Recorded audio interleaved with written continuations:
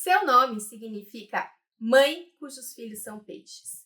Ela é a divindade da fertilidade, da nutrição, da feminilidade em todos os seus aspectos, das águas, da intuição. Ela é a rainha do mar. E só por eu ter dito essa frase, se você é brasileira, você já sabe quem ela é. Vamos falar de Iemanjá.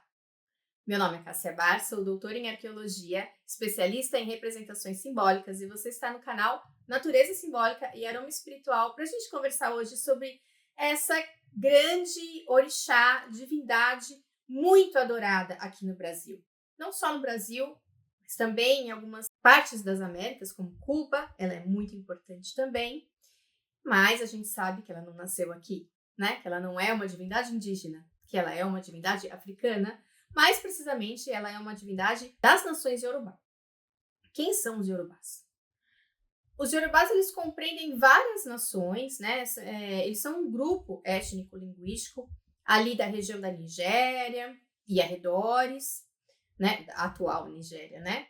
Que tinha essa prática, esse culto aos orixás. E já vou dizer que esta é uma análise da representação arquetípica de Iemanjá. Eu sou arqueóloga, estou aqui como pesquisadora, não represento nenhuma religião, então não vou entrar em nenhum pormenor da Umbanda, nem do Candomblé, nem nada disso aqui. A gente vai fazer uma análise acadêmica, certo?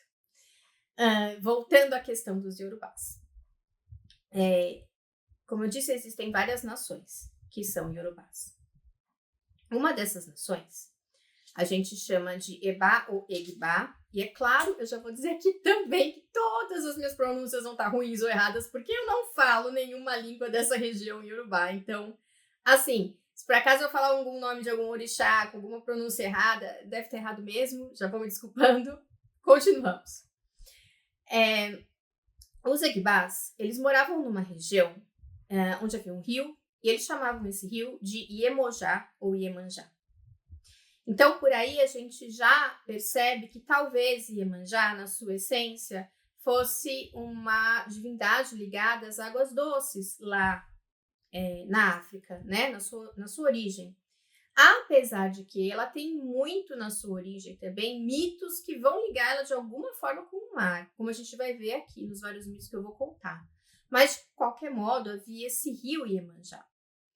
É muito comum em muitas culturas do mundo inteiro que o rio se torne uma divindade em si. A gente vai ver isso na Grécia, vários rios são divindades e são seres, né?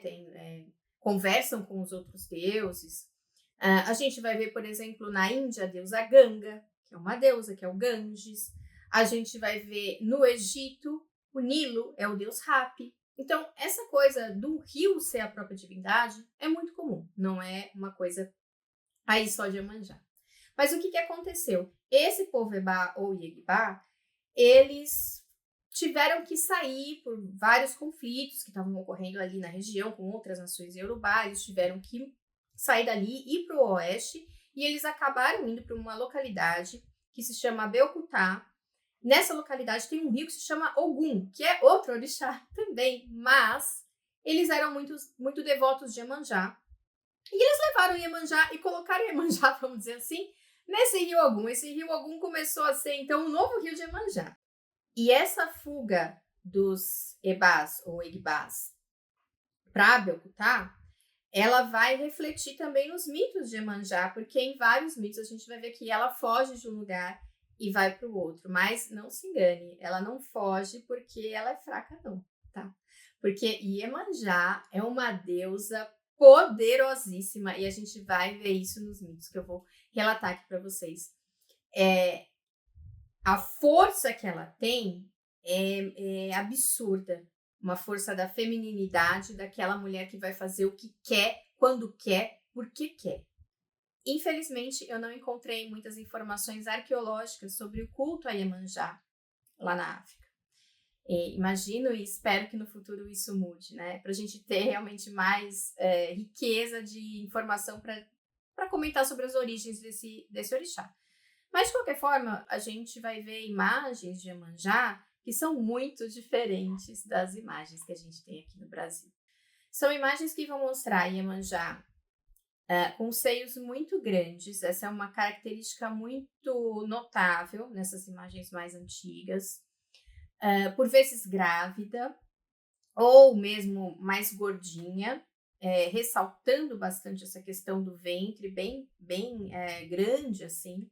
E são imagens que ela pode estar amamentando crianças também, são imagens que ela pode estar carregando algum tipo de tigela, como alguma oferenda, alguma coisa assim, representando a fertilidade. Mas essas imagens, elas já deixam bem claro que essa divindade é uma divindade da fertilidade. Ela era um rio. O que os rios fazem? Os rios transbordam, os rios nutrem as suas margens e naquela margem fértil nascem as plantas que são o nosso alimento, certo? Em muitos casos. Os rios também dão peixes, que são o nosso alimento em muitos casos. Então, ela é uma divindade notadamente da fertilidade. E nesses locais, a gente sabe que as mulheres vão rezar para Iemanjá quando também estão com problema para terem filhos ou alguma coisa assim. E essa questão da família, dos filhos, da fertilidade, ela vai se expandir para outros assuntos da família, né? Porque essa vai ser uma divindade muito ligada à família e aos filhos, a gerar muitos filhos, gerar filhos com saúde. E também vai ser uma divindade muito ligada à sexualidade feminina, porque a gente tem que lembrar que essa coisa de uma mulher casta e do lar é uma coisa cristã.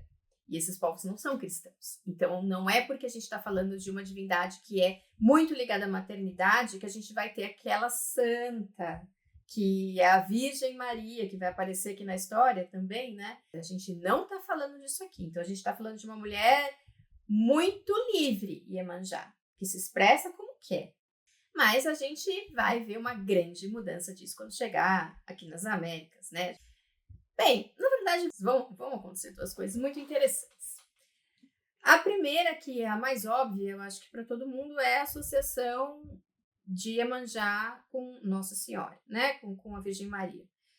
Existem vários motivos por detrás disso, os estudiosos comentam de modo geral muito essa questão de uma necessidade desses povos que foram trazidos para cá de uma forma horrorosa, a gente sabe muito bem como, não poderem se expressar, não poderem expressar a sua religiosidade e acabaram, então, adotando a religiosidade que era aceita aqui, que é a única que era aceita, que era a religiosidade cristã, e comparando uma divindade com a outra, acabaram, por exemplo, comparando a figura de Iemanjá com Nossa Senhora dos Navegantes.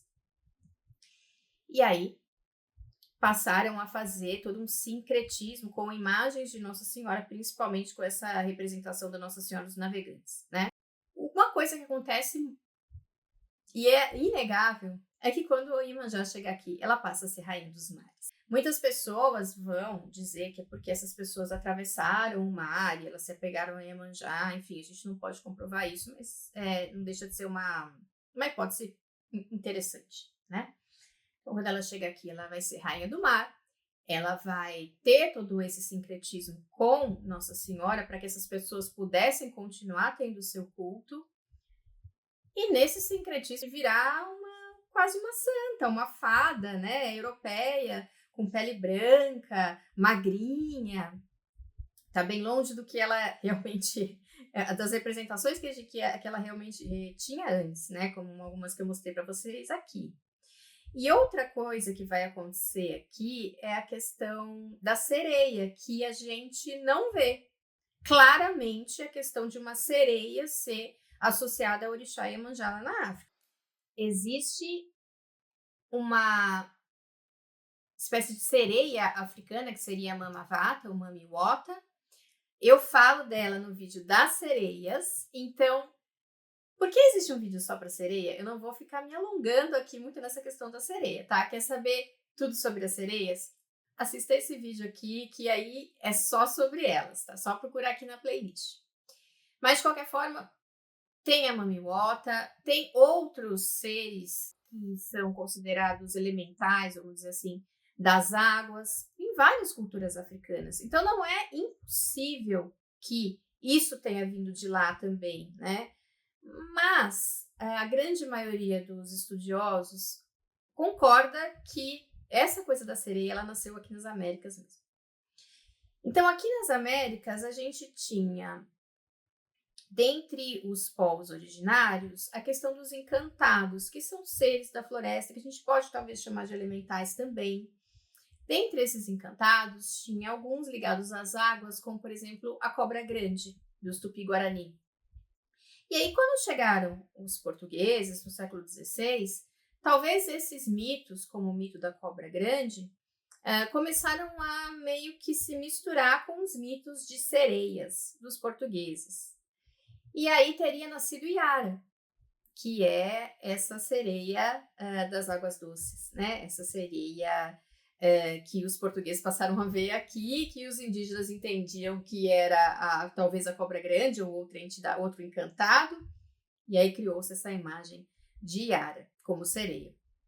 Também criou-se a imagem de Janaína como sereia. Janaína já é uma sereia mais ligada ao mar, e Janaína é essa sereia que é uma mãe, é muito protetora, ela tem família, mas se ela se interessa por algum homem, ela pega esse homem e leva para o fundo do mar.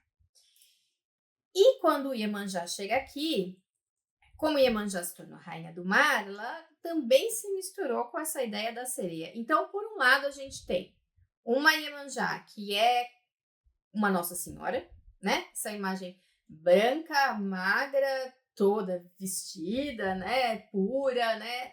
Essa coisa, e uma imagem de uma Iemanjá sereia que, se quiser, te pega e te leva para o fundo do mar. E essas duas coisas, elas estão dentro dos mitos de Iemanjá. Iemanjá, como eu disse para vocês, é uma imagem de uma grande mãe, mas é de uma mulher muito independente, de uma mulher muito poderosa, que não vai ter nenhum problema em punir ninguém, se ela quiser. Nenhum problema. Então, talvez essas duas formas de que a gente tem até hoje de mostrar Iemanjá aqui, de representar Iemanjá, sejam expressões desses lados, dessa divindade. Essas representações aqui no Brasil, então, além de serem, né, ou geralmente de uma fada marinha, né, dessa coisa pura que sai do mar, ou dessa sereia que sai do mar, elas vão ter alguns objetos que são ligados a elas, né? Alguns objetos, alguns adornos. Esses objetos e adornos, eles podem estar nessas representações, ou eles podem estar como vestes e adornos das pessoas que, dentro das suas religiosidades, da Umbanda e do Candomblé, vão estar fazendo esse culto a Iemanjá, ou, quem sabe, recebendo o orixá. Alguns desses objetos são, por exemplo, o espelho que ela carrega, a coroa, porque Iemanjá é uma Iabá, é uma rainha, é uma orixá mãe, uma orixá rainha, né? Assim como Oxum, por exemplo. Aqui no Brasil, a gente costuma chamar, em algumas expressões religiosas, de Iabás todas as orixás femininas. Esses objetos que ela carrega, pode ser uma espada também, em algumas representações a gente vai ver com algumas religiosidades ela como espada, porque, como eu disse, ela não é fraca não, tá? Ela pune quem precisa, sim. Esses objetos, o espelho, a coroa, a espada, geralmente são prateados ou de prata. A prata é uma coisa muito ligada aqui no Brasil a Iemanjá, é uma coisa muito ligada à lua também, que é também muito ligada a Iemanjá, como a gente vai ver aqui, ligada às marés, né? Toda essa questão do movimento das marés, questão das águas, do brilho prateado das águas, né? E elas vão estar, essas representações e essas vestes, esses adornos dessas pessoas, geralmente nas cores branca. É muito comum a cor branca, a cor azul. Em outras religiosidades tem outras cores também, mas o branco e o azul são bem comuns. Também vão ser brancos presentes ou oferendas que são dadas a Iemanjá, muitas vezes, né? Como colocar oferendas em louças brancas, colocar adornos brancos, as guias, né? Branco, às vezes é transparente também. Transparente é não uma cor, né? Mas uma expressão que é também utilizada para Iemanjá, na guia branca e azul, ou transparente azul, que também tem a ver com essa coisa da espuma do mar, né? Desse branco da espuma do mar. e flores brancas, né? Como, por exemplo, lírios, palmas, rosas brancas. Então, já vou aproveitar aqui para dizer para vocês que aqui no Brasil a gente sabe, muitas vezes a gente faz essas oferendas dentro da religiosidade de cada um para Iemanjá. E dentro dessas oferendas, às vezes são ofertados perfumes, né? É dito em algumas crenças que ela gosta, né, do perfume da rosa branca, do perfume da alfazema, que é a lavanda também. Então, nada melhor para você que quer dar um presente para Iemanjá, fazer um perfume você mesmo com a sua rosa branca, com a sua lavanda natural para dar para Iemanjá, que é muito melhor do que colocar alguma coisa artificial no mar, não é mesmo? Vamos até aqui dar nosso puxão de orelha. Ame Iemanjá o quanto você quiser, mas por favor, vamos fazer oferendas conscientes. E quer aprender a fazer um perfume com as flores do seu jardim, seja em homenagem a Iemanjá, a outra deusa ou a você mesma? Conheça o meu curso de enfleiragem caseira. Nesse curso você vai aprender a pegar literalmente a flor do seu jardim e fazer o seu perfume natural, que além de ficar maravilhoso, não vai fazer mal para ninguém, não vai fazer mal para a natureza e vai ser uma coisa muito bonita com a sua energia. Bem, vamos começar então pelos mitos, e existem muitos mitos de Iemanjá. Não vou dizer todos aqui, porque assim, nem conheço todos, mas vou dizer assim que existem algumas divergências entre vários estudiosos sobre se esses mitos são realmente originais, né? Ou seja, se eles são os mesmos que se contava ali nas nações iorubás na África. Muito provavelmente não. Existem controvérsias de qual mito seria mais original ou não, porque quando esses povos vieram aqui para o Brasil, eles continuaram contando esses mitos e, claro, o tempo vai passando, os mitos vão se modificando. Iemanjá aqui é uma divindade do mar, é uma divindade que se mesclou com Nossa Senhora, que se mesclou com sereias. Então, assim, as coisas mudam. E não é que está certo nem que está errado. Mitos são histórias que nós, como humanidade, contamos para compreender as coisas. Os mitos fazem sentido um com o outro? Como sempre, não, tá? Então, não tenta achar muito sentido racional. Tenta entender como uma história que está tentando explicar a simbologia do que é uma divindade. Então, vou começar pela primeira história, que é a história de que Olodumaré criou todos os orixás, entre eles Iemanjá. Então, Olodumaré é uma divindade suprema. Assim, acima dele não há outra divindade. Ele é aquele que criou tudo dentro desse mito específico.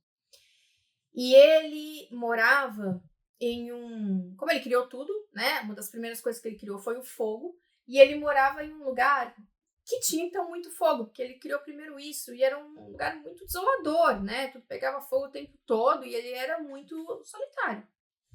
Então, um dia ele resolveu fazer jorrar as águas, criou as águas, e fez-se uma grande inundação. Aliás, o tema da inundação é um tema muito comum nos mitos desse planeta, seja onde for, a gente vai ter sempre esse mito da inundação em algum lugar. E como em todos esses mitos, uma hora essas águas abaixam e começa a aparecer a terra.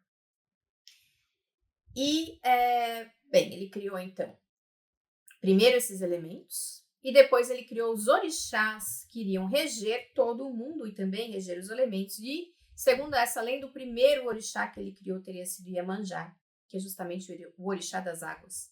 Então, Iemanjá está ligado à própria criação do mundo. Quando a gente vê aquelas imagens primordiais de Iemanjá, lá na África, aquele ventre enorme, é essa capacidade criativa que está sendo celebrada.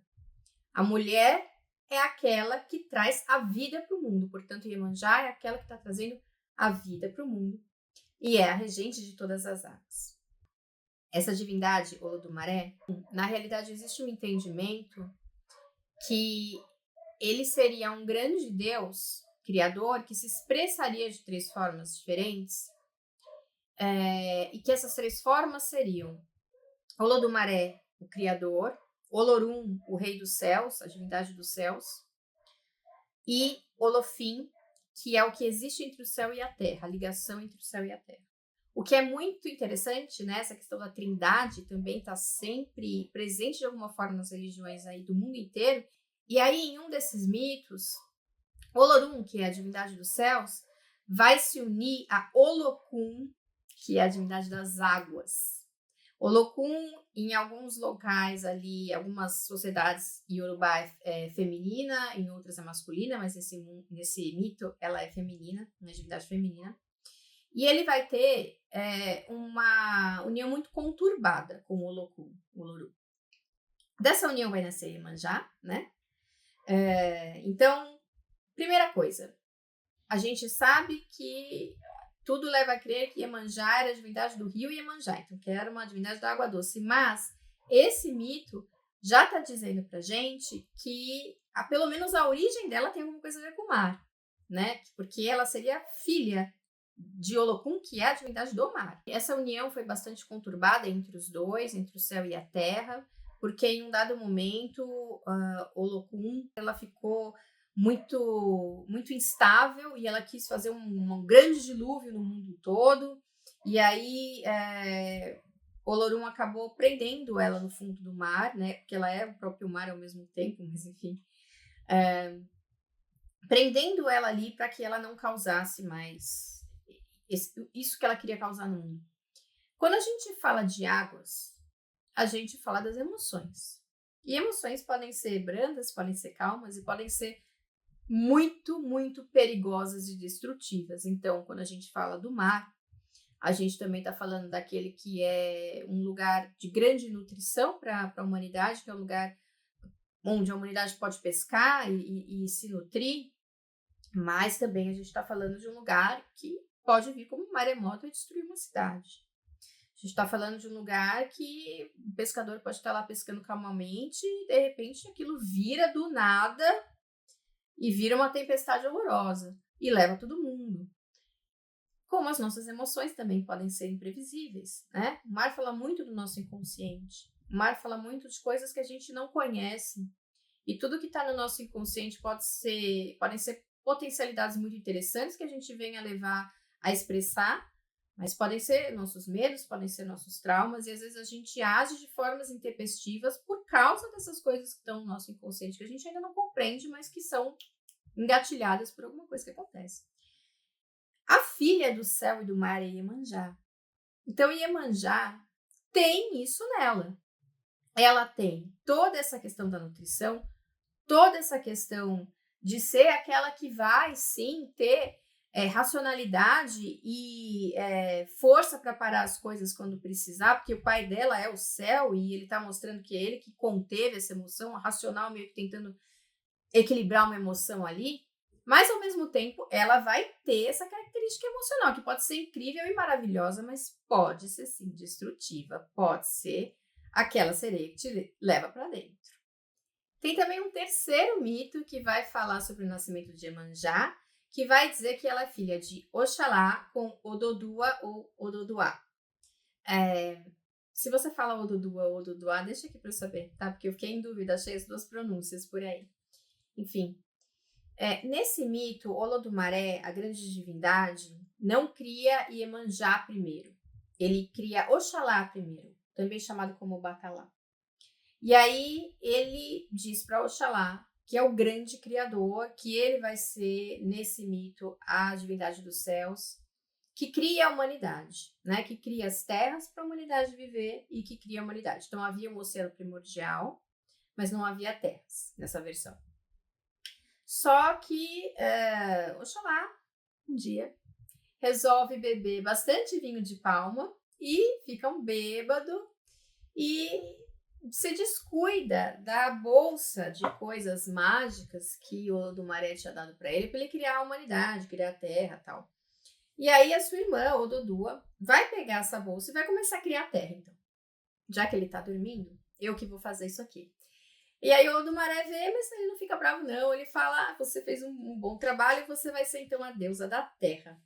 Então aí nós temos o deus dos céus, que seria Oxalá, e a deusa da terra, que seria Ododua, e aí Iemanjá nasceria dessa união.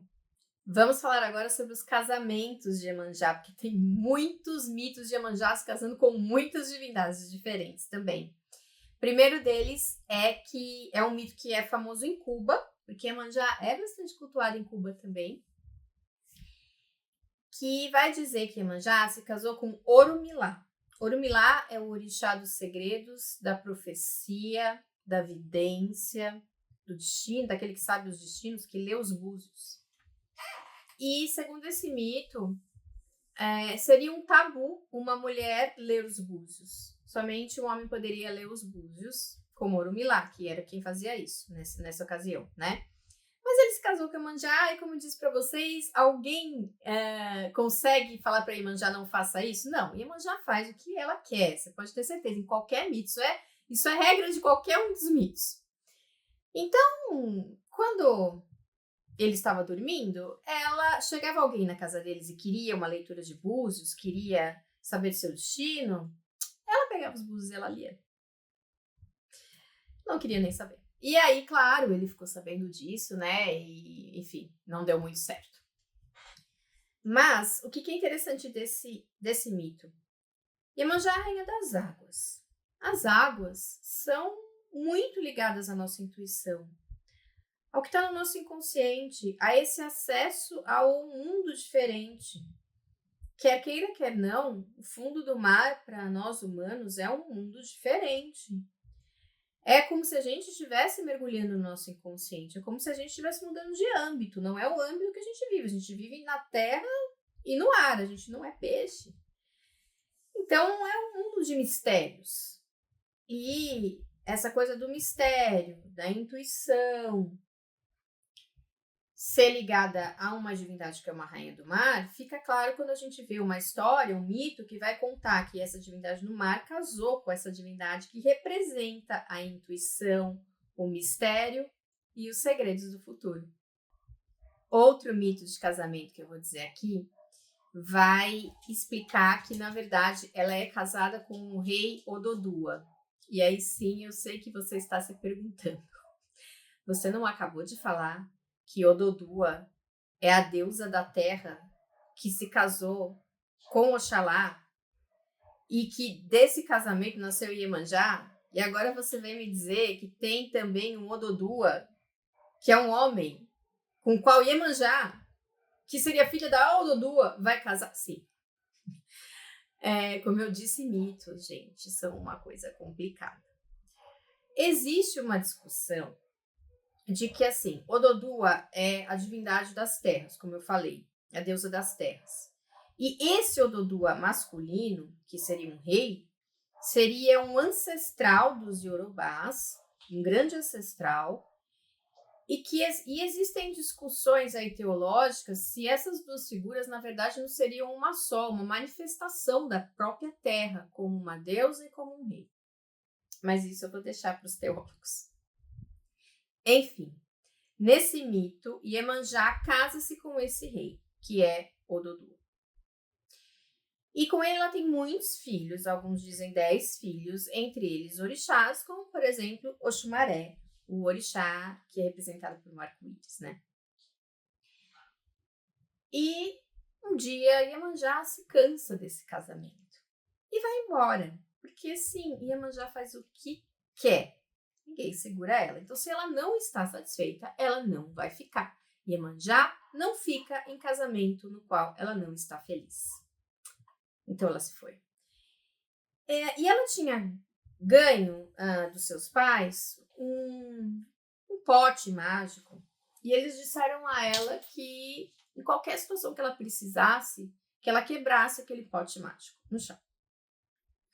Em caso extremo, assim, né? Então ela fugiu, foi para o oeste, para a Terra do Entardecer, mas os exércitos do rei, seu ex-marido, foram atrás dela, porque ele também não curtiu muito dela ter fugido.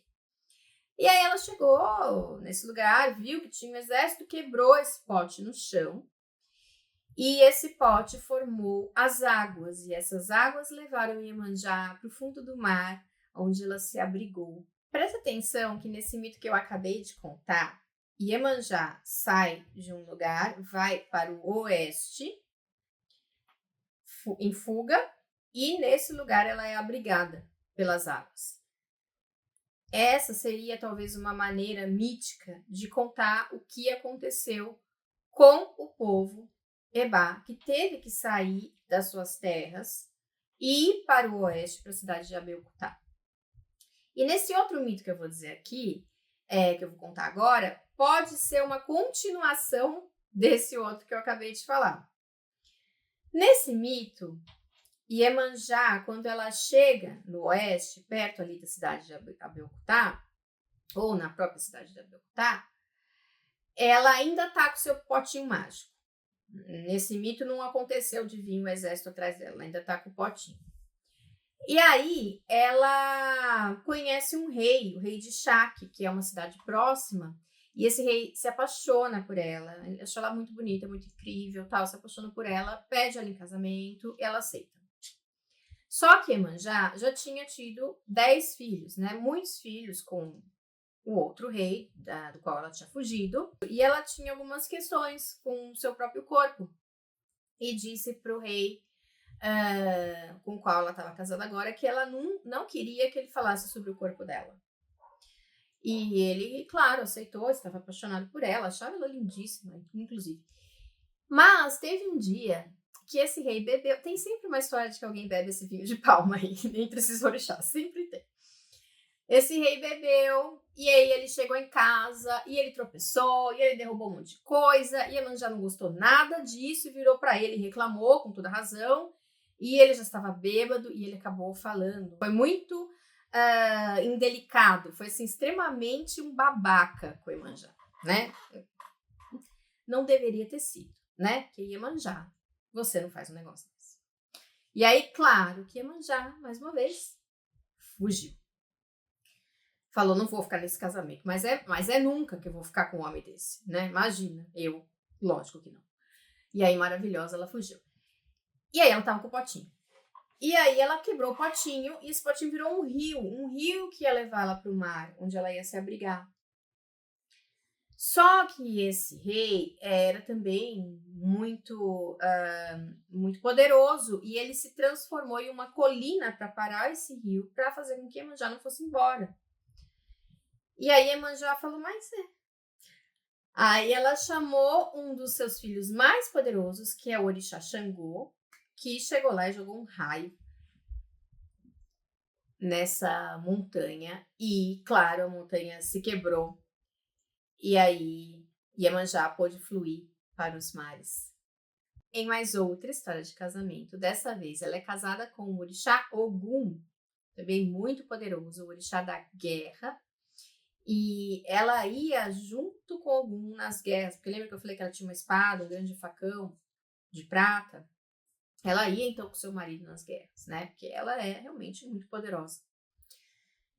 E tem toda essa questão das emoções que são fortes e incontroláveis e que podem sim ser muito bem utilizadas, né? Em uma disputa, em uma guerra.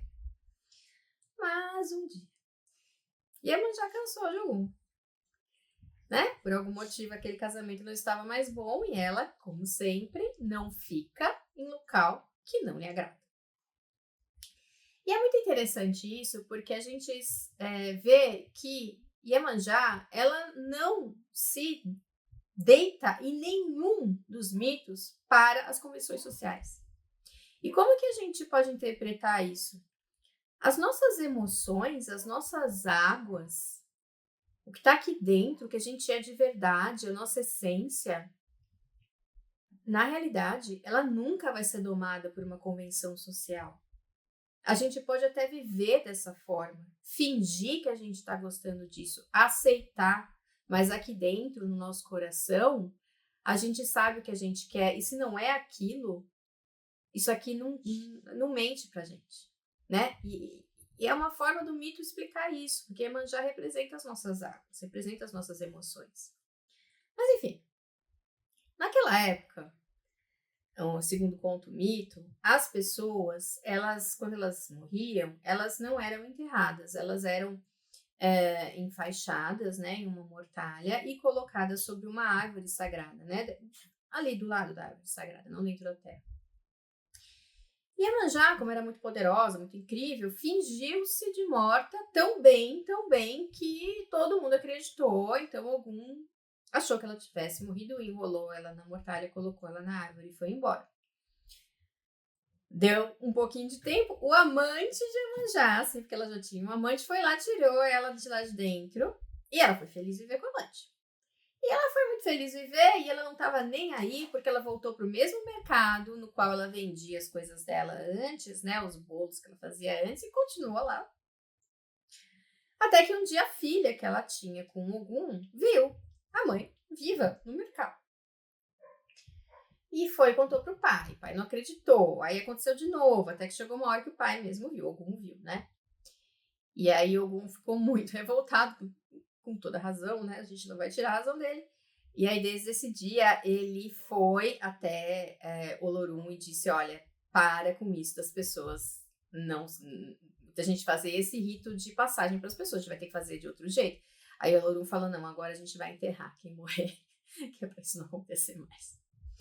Em outro mito, ela casa com Ogum, mas com a sua espada, com o seu grande facão, ela corta a cabeça de Ogum. Porque Ogum teria sido covarde em uma guerra, teria tido algum ato de covardia, ela não gostou, cortou a cabeça. Então, realmente é uma divindade que tem estes dois lados.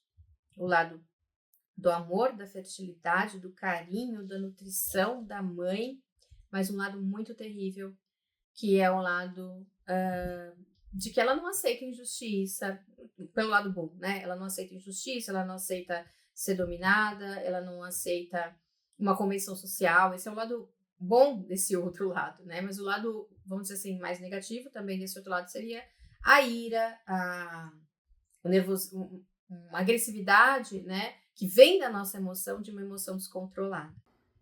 Existem alguns relatos de mitos em Cuba de que esse amante de Iemanjá seria o Obaloaiê. Aqui no Brasil fica uma versão do mito mais famosa com o Obaloaiê, que não é que ela é amante de Obaloaiê, mas sim que ela adota o Obaloaiê como filho. O Obaloaiê, ele é filho da orixá Nanã, só que quando ele nasceu com o corpo coberto de feridas, todo cheio de chagas, e ela abandonou o Obaloaiê. E a Iemanjá, que é a grande mãe, né, ela vai encontrar esse bebê e vai criar esse bebê. E depois tem o mito de Obaloaiê e tal, que ele é todo coberto, né, de palha para esconder essas chagas e tal.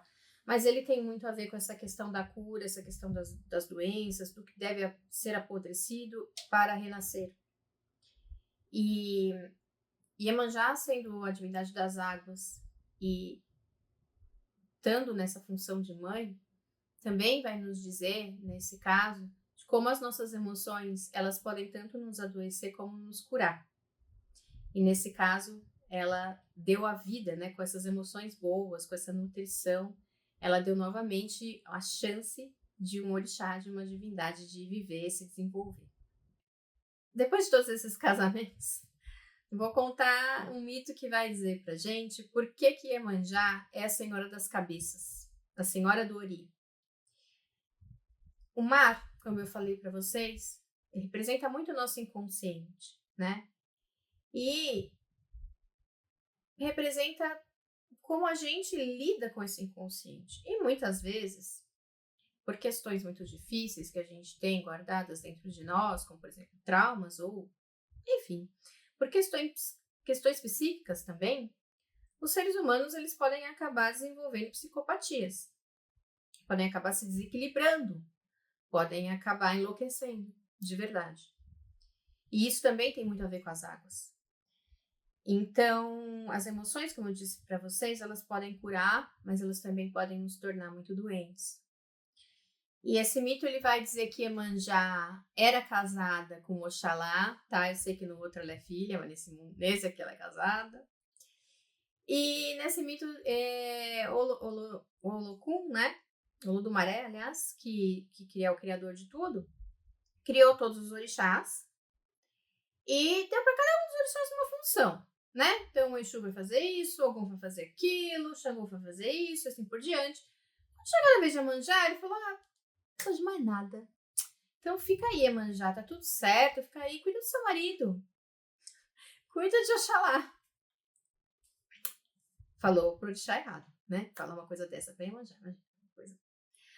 A Iemanjá ficou revoltadíssima, né? Porque ela não aceita essas coisas, não. E aí ela falou tanto, mas tanto, mas tanto na cabeça de Oxalá, que ele precisava falar com a Olodumaré para resolver essa questão para ela, que ele enlouqueceu. Porque ela tem esse poder, ela é as águas, ela representa as águas, lembra disso? Só que as águas tanto enlouquecem quanto curam. Então, ela viu o que ela fez com o marido dela e ela foi lá e curou. Curou a cabeça dele. Curou o Ori. E aí, quando o Olodumaré viu isso, ele falou, pronto, Iemanjá, você tem uma função. Você é a senhora dos Oris. Você é a senhora das cabeças. Você rege a sanidade mental das pessoas. Mas o Ori, ele não é só isso. O Ori também, dentro das mitologias iorubás, das crenças, né, iorubás, é também o seu próprio destino. Ele não é só essa coisa mental, essa coisa psíquica. Ele também é como se fosse uma luz espiritual sua. E ao mesmo tempo que ele representa o seu próprio ego, o seu próprio self, ele representa também o seu próprio destino, o destino do qual você nasce espiritualmente está com você. Então, todas as escolhas que você vai fazer durante a sua vida. E as nossas escolhas, elas são profundamente influenciadas pelas nossas emoções, né? E tem também toda essa coisa da intuição que é ligada a Iemanjá. Então, ela também é a senhora dos destinos. Outro símbolo bastante associado a Iemanjá é a lua. Falei isso no começo do vídeo, né? Tem um mito que diz que no começo de tudo, já havia os orixás, já havia a terra, mas só tinha o sol, não tinha lua. E o sol, além de estar muito cansado, porque assim, ele não parava mais de brilhar, ele não descansava, ele não dormia, não tinha noite, não tinha lua. Além disso, ele estava castigando a Terra, porque era muito sol, era muito calor, não parava aquilo, ninguém descansava, ninguém se esfriava. E aí os orixás não sabiam como resolver essa questão. Só que Iemanjá tinha guardado alguns raios do sol embaixo da sua saia. Então ela pegou esses raios, moldou outro ser brilhante, que era a lua, e falou, pronto, sol, agora você vai descansar, que eu vou botar esse aqui, e vai ficar tudo bem agora, você descansa um pouco, a lua faz um pouco, depois você volta. E é claro, a lua vai reger as marés, né? Vai reger as águas, vai reger todos os nossos líquidos, inclusive a seiva das plantas, vai subir ou descer de acordo com as fases da lua, que são como as fases das nossas emoções, que está associado às nossas intuições, tudo que a gente vem dizendo até agora. E é muito bonito essa questão dela ter guardado os raios de sol embaixo da sua saia. Ou seja, ela pegou uma potência criadora, racional, que é ligada ao sol, colocou dentro de si, do seu corpo, que é um corpo criador, que é um corpo feminino, e criou outro ser para contrabalancear isso, para dar equilíbrio nas emoções e no racional. Muito racional também não é bom. As emoções descontroladas são terríveis, mas muito racional o tempo todo ninguém aguenta, ninguém consegue viver assim. Precisa de um equilíbrio entre a emoção e a razão, que é o que vem trazer esse mito pra gente. Também relacionado à lua, relacionado aos mares, relacionado a essa força feminina e misteriosa, a gente tem que Iemanjá, lá nas mitologias iorubás, é também relacionada às Yami. Yami são as grandes mães feiticeiras. Então, Iemanjá também tem esse lado da feitiçaria, esse lado da magia, esse lado do poder, que é um poder feminino de criação e destruição. Ela é uma divindade muito poderosa, Iemanjá, multifacetada. Ela é muito mais do que essa coisa da mãe, essa coisa de ser, né, a nossa grande rainha, que para várias religiões aqui no Brasil, ela tem um poder que se expressa de muitas formas diferentes. É uma divindade que representa todas as nossas emoções, das melhores, das mais puras, das mais salvadoras, as piores, as que nos deixam doentes. Lembra? Ela é a senhora dos destinos, a senhora da psicologia, a senhora da psique. Então eu espero que vocês tenham gostado desse vídeo sobre Iemanjá, que é uma das entidades, uma das divindades mais fascinantes, eu acho, que a gente tem aqui na nossa humanidade, por essa realmente ser uma entidade, uma divindade que representa tão bem as emoções humanas. Até o próximo vídeo.